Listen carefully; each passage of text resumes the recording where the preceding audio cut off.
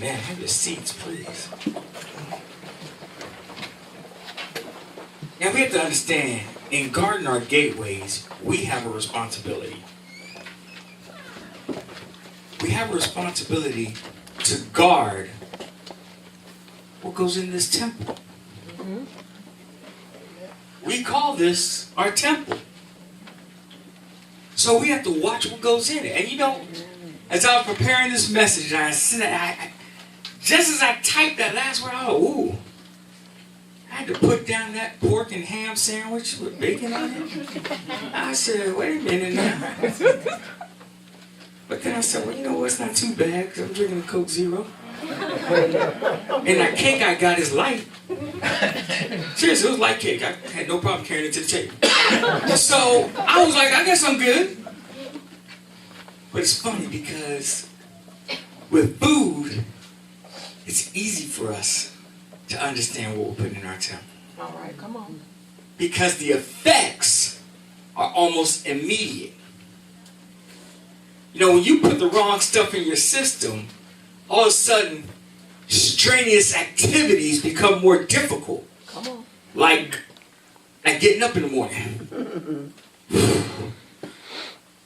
I got up. Yeah, that becomes rough when you've been eating wrong. Those other strenuous activities, like tying your shoe, they become rough when you've been eating wrong. You're like, Lord, what happened to Velcro? Man, tying my shoe? That's crazy. I remember we were having rehearsal a couple weeks ago. And Brother D said, man, I was feeling better when we were fasting. Yeah! Because we were watching what we were putting in our system. Amen. Well, the same thing occurs for our spirit. What are we allowing our spirit to take in? All right. Y'all, this is going to come off. All right? We ain't going to worry about this. What are we allowing in our spirit? So, as I was preparing this, I thought about, we're going to the new building. My brother David is going to install some cameras. We're going to have a little security door. We're doing some things. And then this ex-law enforcement officer that I know, Brother Anderson, he's going to come on out to church. He's going to do what's called a threat assessment. That's when he walks around and lets us know where potential risks are that we might not have thought about. Okay. I said, look at that. When's the last time we've done our spiritual threat assessment? That's what I want to know. When is the last time we actually thought about what we are allowing around us? Come on. What we are watching? What we are listening to? And I realized that's the problem. We'll do a threat assessment in a minute about our surroundings. But what about our spirit? Watch this. I want to show you why I say what Angie talked about last week chimes right into this. So in case you forgot, Angie read from 2 Timothy 3. And I'm just going to do 2 to 5. Because 5 is where I'm going to hold for a second. Amen? All right. For men shall be lovers of their own selves, covetous, boasters, proud, blasphemers, disobedient to parents, unthankful, holy, without natural affection, truce breakers, false accusers, incontinent, fierce despisers of those that are good, traitors, heady, high-minded, lovers of pleasure more than lovers of God. Now understand something. If I said anything you might not have understood, y'all need to check out her last week because she broke all that down for you, okay? So we're not going to do it again. But what I am going to stick around, verse 5.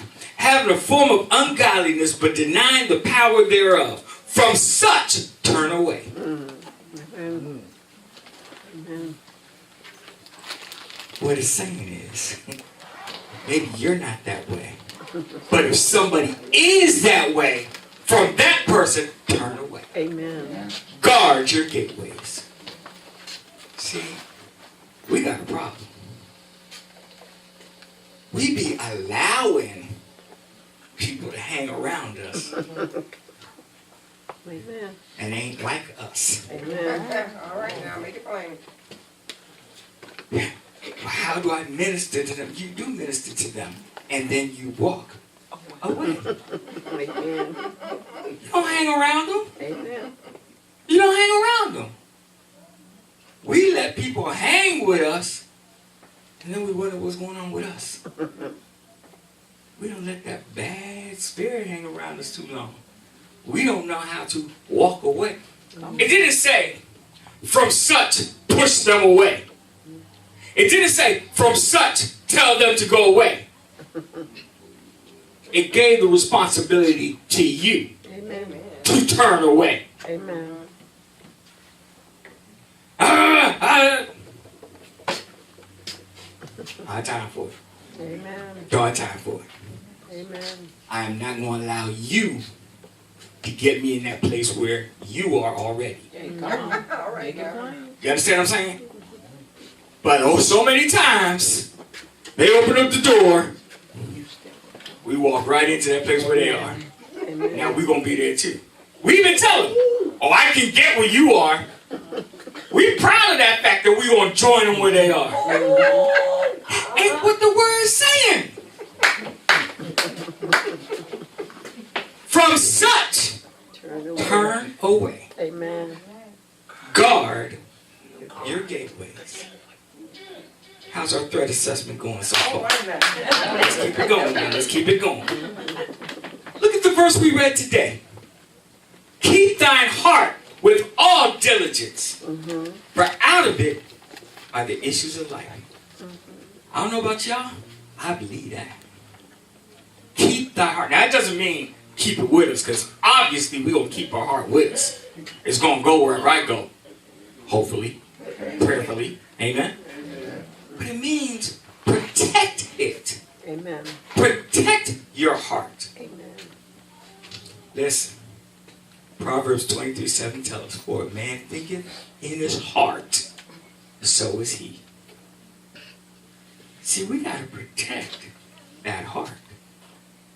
Because too many times we allow our heart to get attached to something. And then, oops. That's it. You're stuck. Your family's telling you, they ain't no good for you. Your friends are telling you, there ain't no good for you. And you like, but I love them. That heart, it will mislead you. Yes, it will. But you allowed. You know, this ain't right. But it's kind of cute. I'll hang here for a little bit. And next thing you know, your heart says, I like this. Yes. Trying to turn your heart away from something? Let me ask you. You ever seen, a lot of us here got kids, so we understand this. It's a child with a parent, and somebody wants to give something to the child, but before they do, they kind of mouth to the parent in secret. Can they have this? And the parent goes, honey, you want? Because we all know. If they just come out and say, honey, do you want? And the parent don't want to have it, you done started World War II. Right or wrong. Because now you got battle with that kid. But that's how it is. That's how it is with us. In our heart. Why do we expose our heart to stuff we know is going to... Man, we'll see an advertisement for a TV show that we know it's just going to be wrong in all kinds of ways. And you know what we tell ourselves? Well, I'll just watch the first one. Ooh, can't wait what's going to happen next week. You set yourself up for your heart to be likes that. That's exactly what happened. I likes that. We have to be careful. We have to be careful. My wife taught me something. She taught me something. And I know y'all probably heard this before. Because after she taught it to me, I've heard it other times. My wife said, baby, a heart wants what the heart wants. Now, when she says it, normally she's in a shoe store. But all I'm saying is, if I took her in that shoe store, I better be prepared. Because the heart wants what the heart wants. We got to guard that gateway. We got to guard that gateway. If I'm not prepared for that. Oh, baby, there's sugar. Oh, what? Oh. I missed that term.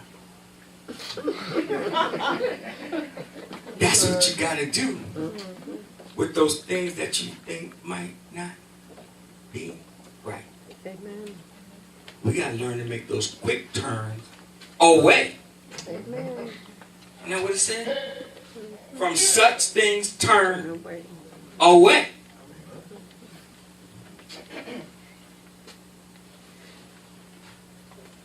Guard your gateways. Do that threat assessment of what's around you. Listen to this. Put away from thee a froward mouth, and perverse lips put far from thee. Now, this is funny, because I read this, and I said, all right, put away from thee a froward mouth, okay, foul mouth, right? Nope. Something in the back of my mind kept saying, look up that word froward. And I'm going to tell you what made me look it up. Because every time I typed it in, Google put a red line under it. I said, what you mean? You don't know this word? It's in the Bible, so I know it's a word. Maybe I spelt it wrong. No, I spelt it right. So it can't possibly just mean foul. It's got to have a deeper meaning than that. To be froward means to habitually disposed to disobedience and opposition to someone or something like a law.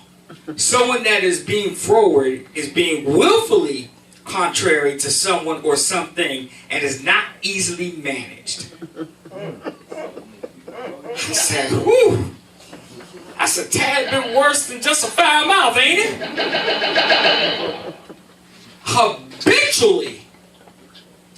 Do y'all understand what that means? Listen, I looked up the NIV version, and it said, keep your mouth free of perversity. Keep corrupt talk from your lips. And I said, that don't sound as bad as froward. Well, let me look up corrupt. Maybe corrupt and froward are the same. No. Corrupt, having or showing a willingness to act dishonestly in return for money or personal gain. Okay. Don't get me wrong. That ain't good. But habitually means you'll do it for no reason at all. You ever meet that person that just lies for no reason at all? Just lie. It's like you didn't have to lie. It didn't even matter. It's like, man, that Jazz game was crazy. Yeah, I was there. I wasn't even mad. Just lie. Habitually. See, at least with corrupt, it was for personal gain or money. Habitually, I'm just going to do it. Just going to do it. For no reason at all except I can. It's crazy.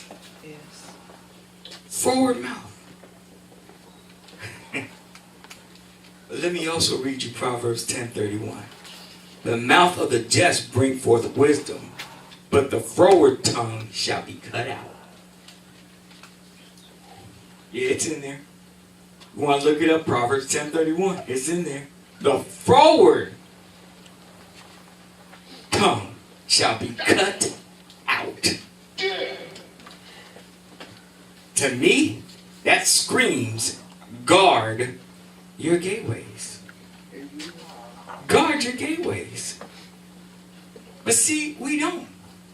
Because every single one of us have been around that person that never has anything good to say. Come on. We've been around that person. And guess what we didn't do? We didn't walk away. We didn't turn away.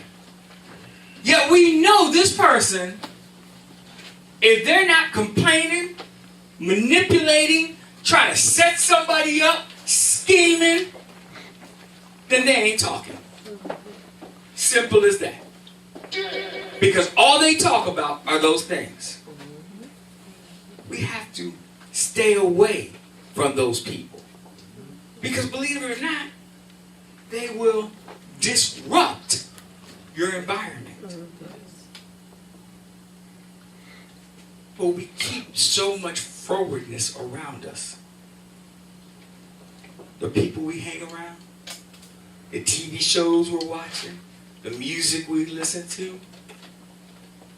And I ask you, what are we allowing in our temple?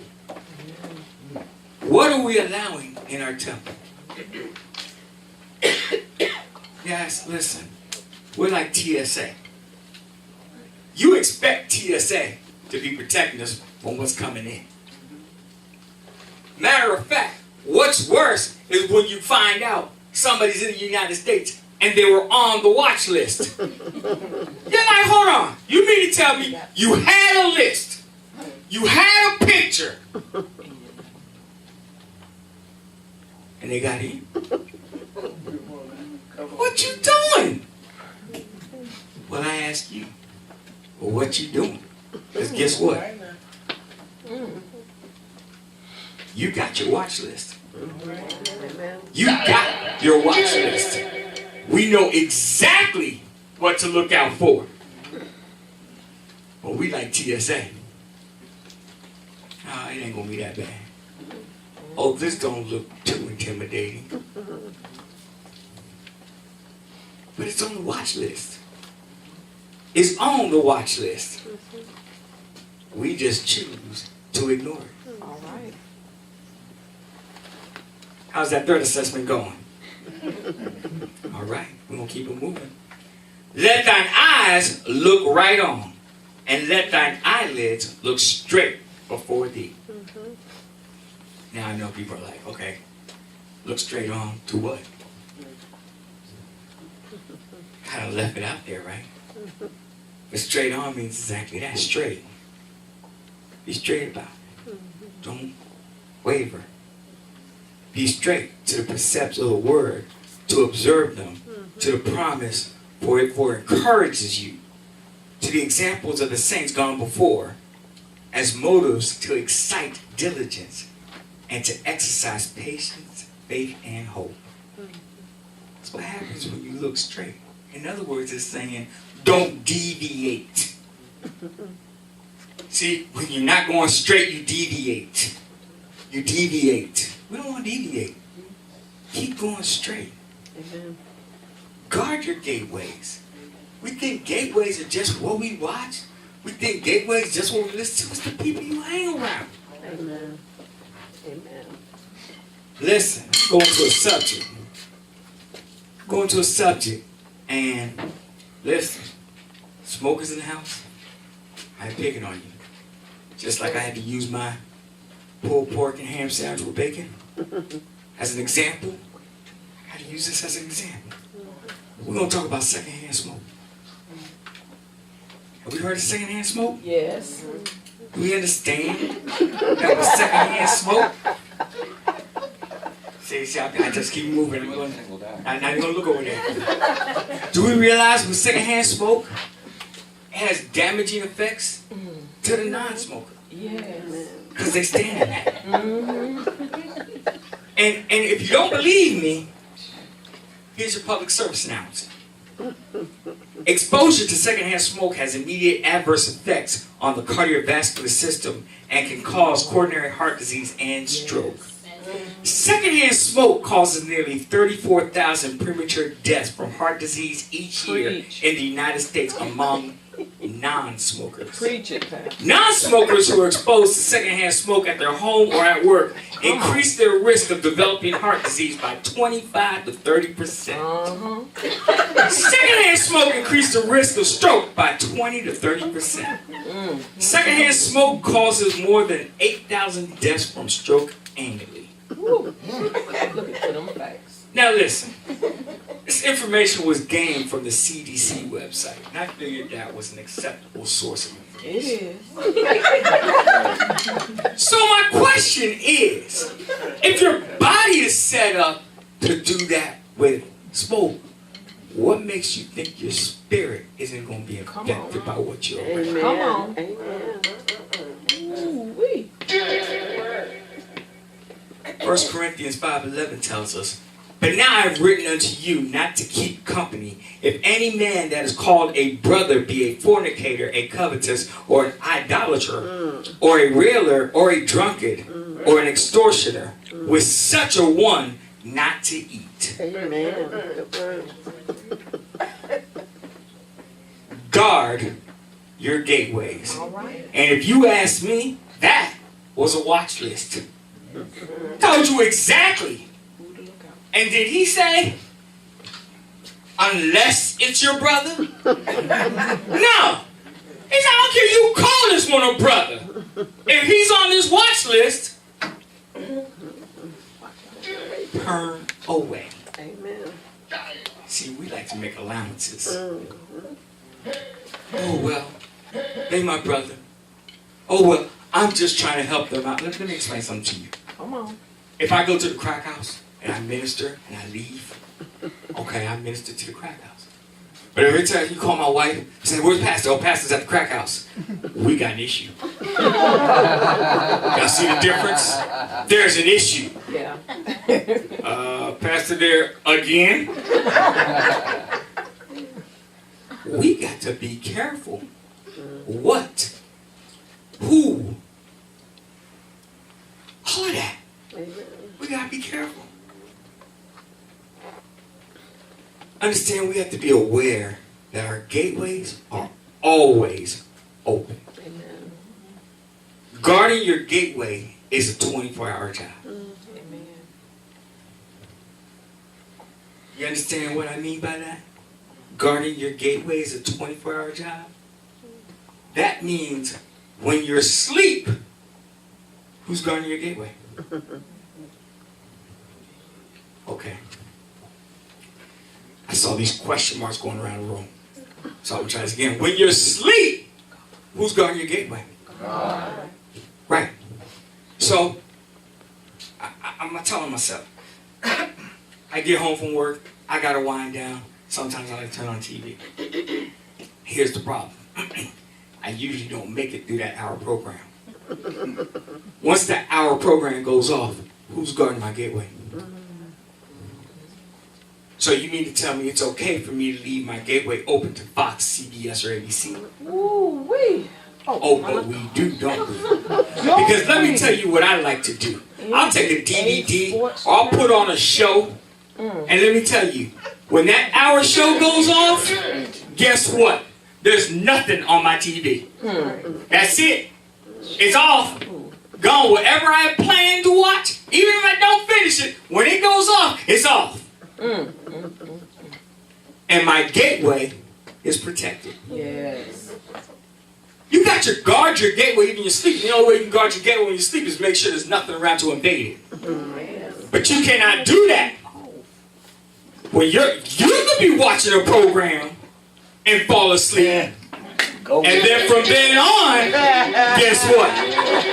You done left your gateway to be guarded by the producers of NBC, ABC, Fox. And I'm going to let you know right now. They ain't the best at guarding your gateway. No, they not. As a matter of fact, half the stuff on your watch list is what they're looking for to air. Do we understand that? Do we understand that?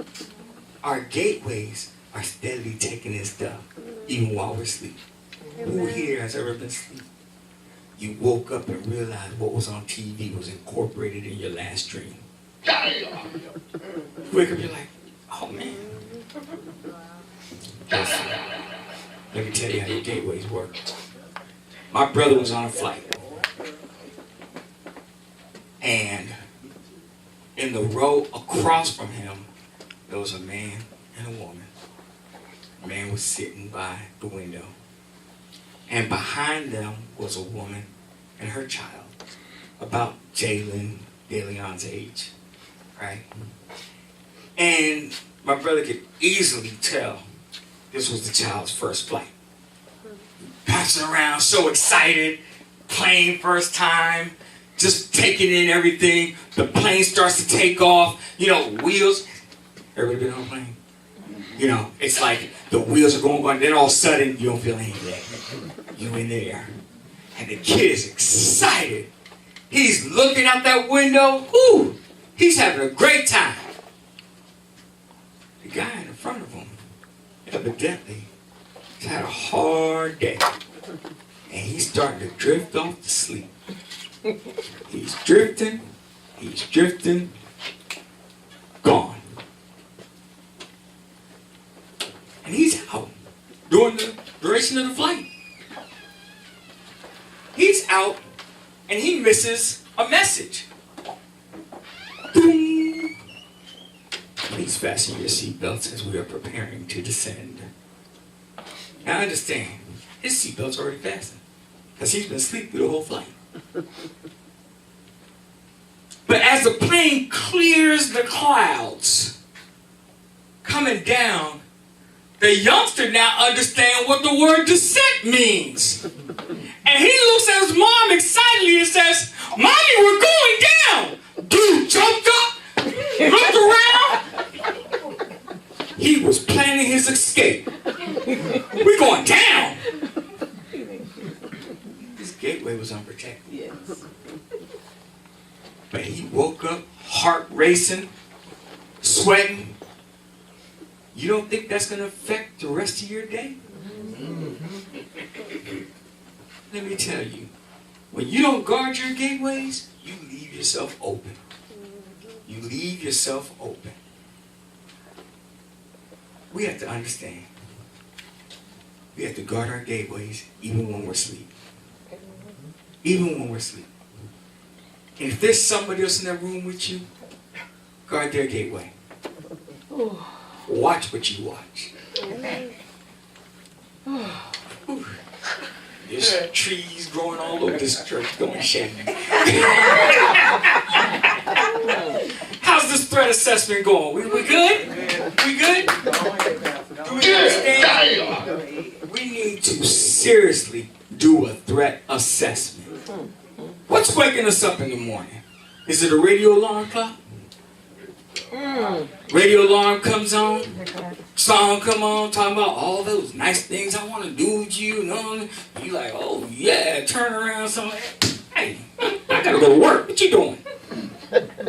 My bad. I left my gateway open. And then all of a sudden this radio came in and just totally changed my. But now I'm starting my day feeling rejected.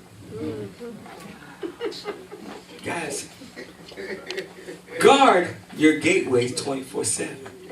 Have control of what you're being awakened to. Have control of what you're going to sleep to. Have control of your environment while you're asleep. Because the minute you give it up, I don't know anybody here who goes to the mall and leave their car unlocked. Even if you don't have any money in it. You just don't want somebody going through it. Why aren't we protecting our spirit? Why aren't we saying, hold on, let me make sure things are secure? I know, man, before my wife go to bed,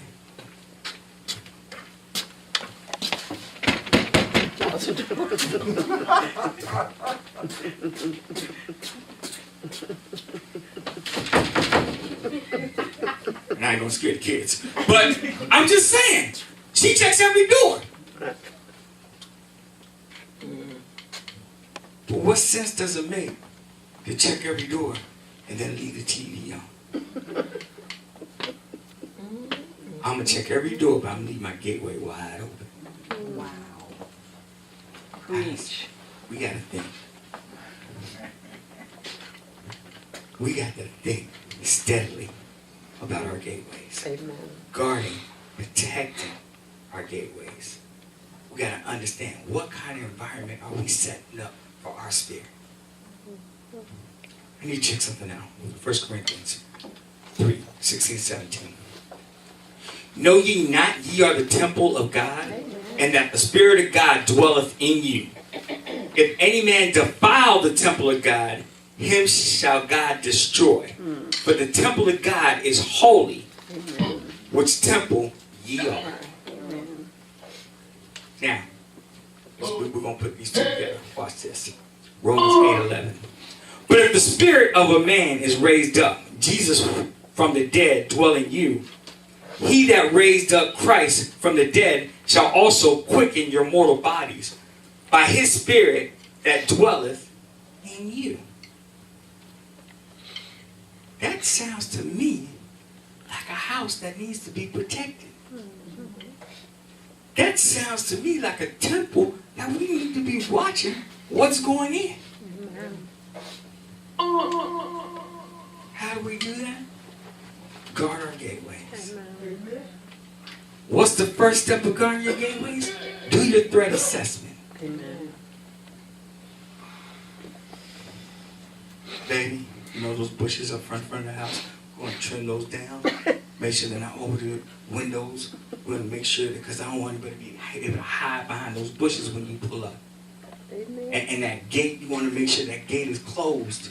And when you pull up, if it's open, then you know, hey, wait a minute, you got to check your surroundings. And in the back of the house, we got to make sure we put a motion detector light, because that way somebody comes in. Not only are you aware by that bright light that comes on, but then that other person might run away because that light lets them know, we do all that for our house. What are we doing for our temple? You got to get a threat assessment going. Amen. Christ died for us. Rose on the third day. Amen. And he ain't stopped there. Amen. Then sent you a comforter to go with you. We got to do better. We got to get our threat assessment going every day. Because I tell you what, whatever business out there that their last threat assessment was done in 1983, they in trouble. They in trouble. They being hacked. They got all kinds of stuff going on. Because constantly, the criminals are evolving to find new ways to attack the businesses. Do you think the criminals are more clever than the enemy? And you best believe the enemy will find more ways to devise to get into your spirit. And if you're not constantly doing a threat assessment, if you're not constantly guarding your gateways, left that door open, didn't you? Here I come. And then we wonder why our day is starting bad.